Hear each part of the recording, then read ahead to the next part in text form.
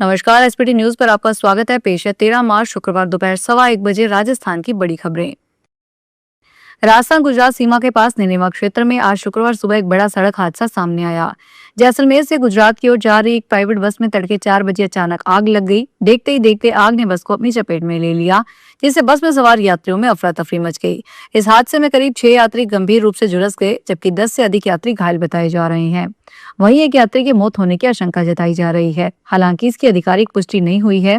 शुरुआती जानकारी के मुताबिक जैसलमेर से गुजरात जा रही एक प्राइवेट बस शुक्रवार सुबह 3:30 से 4 बजे के बीच राजस्थान गुजरात बॉर्डर के पास नेनावा इलाके में पहुंची ही थी कि अचानक उसमें आग लग गई। राजस्थान सरकार ने वित्तीय वर्ष 2025-26 के समापन को देखते हुए एक बड़ा प्रशासनिक फैसला लिया है। मुख्य सचिव कार्यालय की ओर से जारी आदेश के अनुसार 31 मार्च तक राज्य के सभी सरकारी अधिकारियों और कर्मचारियों की छुट्टियों पर रोक लगा दी गई है। यह आदेश राज्य के सभी विभागों, कार्यालयों और सरकारी संस्थानों में कार्यरत अधिकारियों व कर्मचारियों पर लागू होगा। मुख्य सचिव कार्यालय ने स्पष्ट किया है कि वित्तीय वर्ष के अंतिम दिनों में विभागीय कार्यों का दबाव अधिक रहता है। बजट से जुड़े कार्य, वित्तीय लेखा जोखा, योजनाओं की प्रगति रिपोर्ट, भुगतान संबंधी प्रक्रियाएं और विभिन्न प्रशासनिक कार्य समयबद्ध तरीके से पूरे करने होते हैं। राजस्थान के भीलवाड़ा जिले में पुलिस ने एक ऐसे गिरोह का पर्दाफाश किया है जिसके चोरी करने के अंदाज ने खाकी को भी हैरान कर दिया है।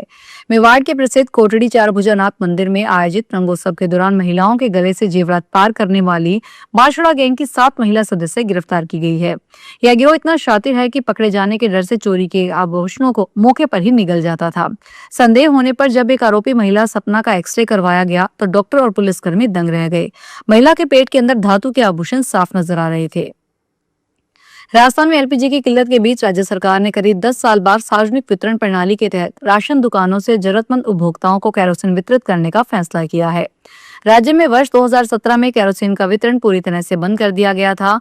अब केंद्र सरकार ने राजस्थान को 2,928 किलो लीटर यानी करीब 29,28,000 केरोसिन आवंटित किया है, ताकि एलपीजी की कमी से जूझ रहे लोगों को राहत मिल सके। राजस्थान में भीषण गर्मी और लू के थपेड़ों के बीच मौसम विभाग ने राहत भरी खबर दी है। एक नए पश्चिमी विक्षोभ के सक्रिय होने से 14 और 15 मार्च को प्रदेश के मौसम में बड़ा बदलाव आने वाला है। जयपुर मौसम केंद्र ने 19 जिलों के लिए येलो अलर्ट जारी किया है। यहाँ मेघ गर्जन के साथ हल्की आंधी और बारिश होने की संभावना है। लोकसभा में आज शुक्रवार को भी प्रश्नकाल की शुरुआत के साथ ही विपक्ष ने हंगामा किया। राहुल गांधी समेत विपक्षी सांसद 8 निलंबित सांसदों की वापसी की मांग कर रहे थे। ओम बिरला ने कहा, सदन की मेजों पर चढ़ोगे तो यही एक्शन होगा। संसद की प्रतिष्ठा बनाने की जिम्मेदारी सभी की है। इसके बाद लोकसभा 12 बजे तक स्थगित कर दी गई। इससे पहले विपक्षी दलों ने संसद परिसर में प्ले कार्ड दिखाकर एलपीजी संकट पर प्रदर्शन किया। राजस्थान की राजधानी जयपुर में पुलिस के नशा विरोधी अभियान के दौरान एक ऐसा मामला सामने आया है जिसने सभी को चौंका दिया। यहाँ एक खेत में प्याज की फसल के बीच अवैध रूप से अफीम की खेती की जा रही थी। पुलिस ने कार्रवाई करते हुए खेत से 363 अफीम के पौधे बरामद किए और आरोपी किसान को गिरफ्तार कर लिया।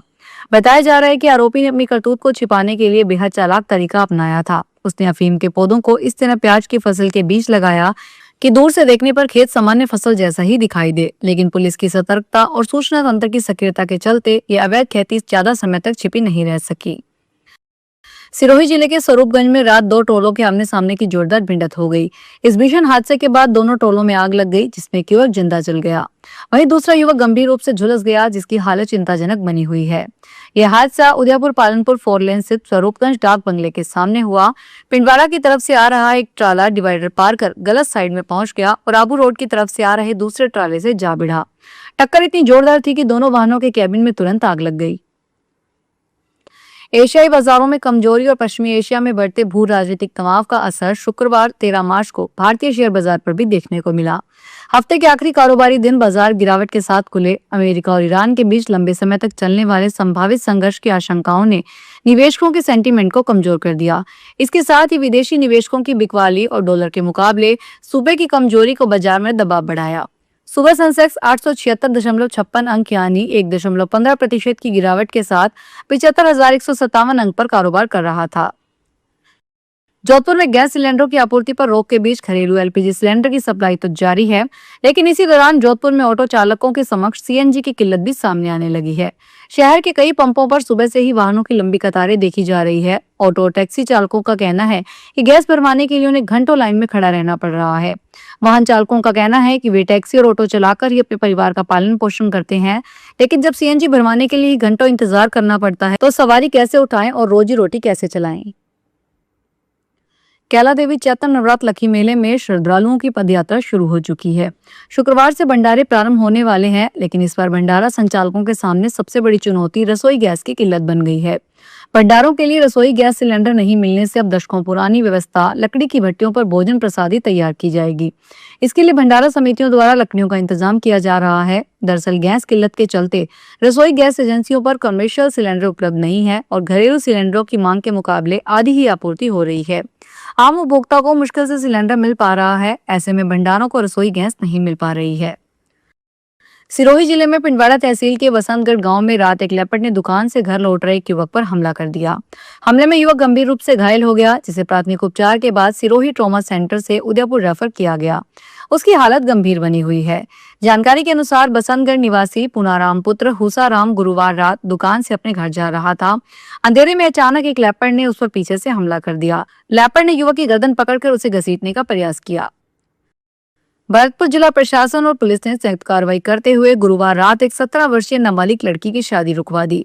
यह शादी आगरा की रहने वाली लड़की और भरतपुर के गोपालगढ़ निवासी युवक के बीच शहर के एक मैरिज होम में होने जा रही थी। जानकारी के अनुसार लड़की आगरा जिले के किरावली थाना क्षेत्र की निवासी थी। वहां की पुलिस ने वधू पक्ष को पहले ही बाल विवाह न करने के लिए पाबंद किया था, लेकिन सामाजिक दबाव और कानूनी कार्रवाई से बचने के लिए परिजनों ने भरतपुर में गुपचुप तरीके से शादी करने का फैसला किया। झुंझुनू में घरेलू एलपीजी गैस आपूर्ति को लेकर फैल रही अफवाहों और भ्रांतियों के बीच जिला प्रशासन सख्त हो गया है। व्यवस्थाओं में पारदर्शिता और उपभोक्ताओं को समय पर गैस उपलब्ध करवाने के उद्देश्य से जिला कलेक्टर डॉक्टर अरुण गर्ग ने बुहाना स्थित एक गैस एजेंसी का औचक निरीक्षण किया। निरीक्षण के दौरान उन्होंने स्टॉक, बुकिंग और वितरण व्यवस्था की जांच करते हुए अधिकारियों और एजेंसी संचालक को आवश्यक दिशा निर्देश दिए। उन्होंने एजेंसी संचालक को निर्देश दिए हैं कि सभी उपभोक्ताओं को तय समय सीमा में गैस सिलेंडर की डिलीवरी सुनिश्चित की जाए। प्रधानमंत्री नरेंद्र मोदी द्वारा पिछले रविवार को ही जिस नए मेट्रो कॉरिडोर का भव्य उद्घाटन किया गया था, वह बदमाशों की करतूत का शिकार हो गया।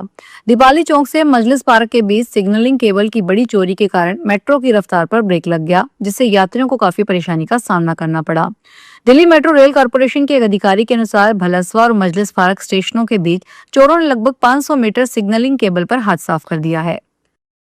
फिलहाल इस बुलेटिन में इतना ही, फिर हाजिर होंगे बड़ी खबरों के साथ।